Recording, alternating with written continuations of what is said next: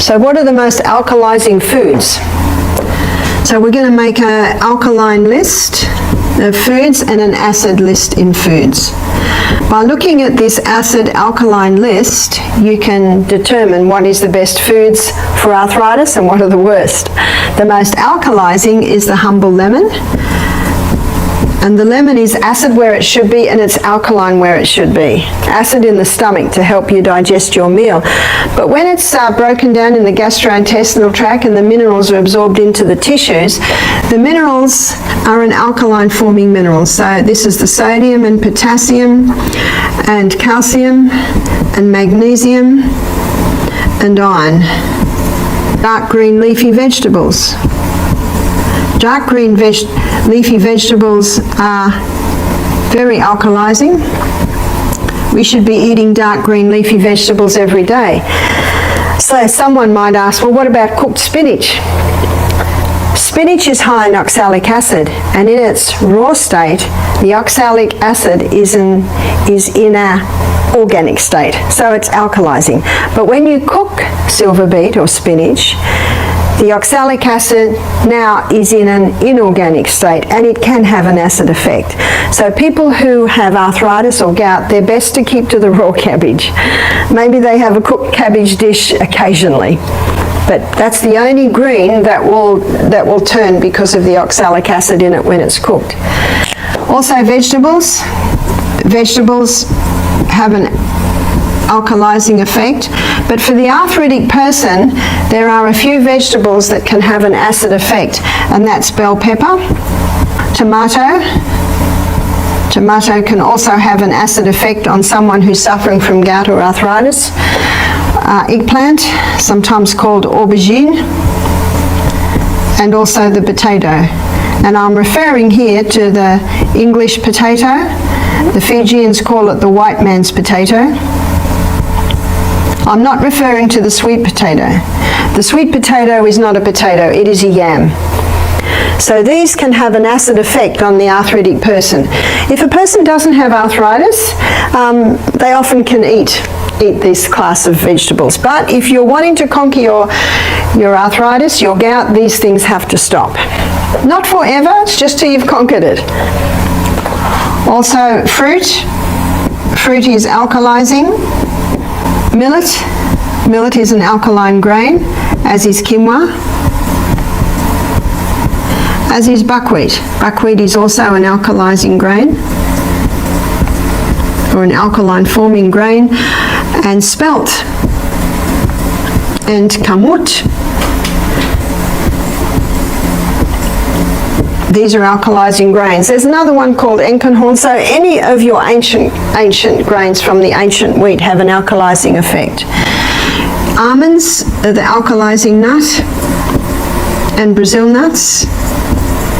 They're the two alkaline forming nuts. And regarding legumes, the lima bean and lentils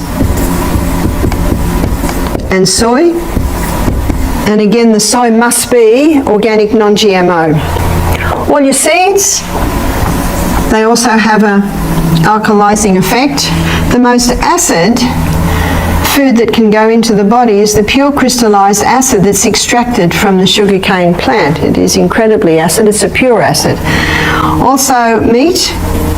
Dr. Colin Campbell, in his book China Study, he shows how he could turn cancer cells on and off by the amount of meat and dairy products that he was giving them, because cancer loves an acid environment. These acid foods are high in the acid-forming minerals, which is chlorine and phosphorus and sulfur. When meat breaks down in the body, it gives off a high sulfur waste. Also, the hybridized wheat of today, the wheat was hybridized in the 50s.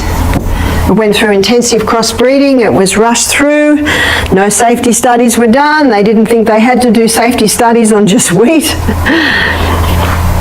But the effect of it is being seen today. So many people are gluten intolerant, and one of the reasons is the hybridization of the wheat created an incredibly complex protein or gluten structure, so it's very difficult for the gut to break down.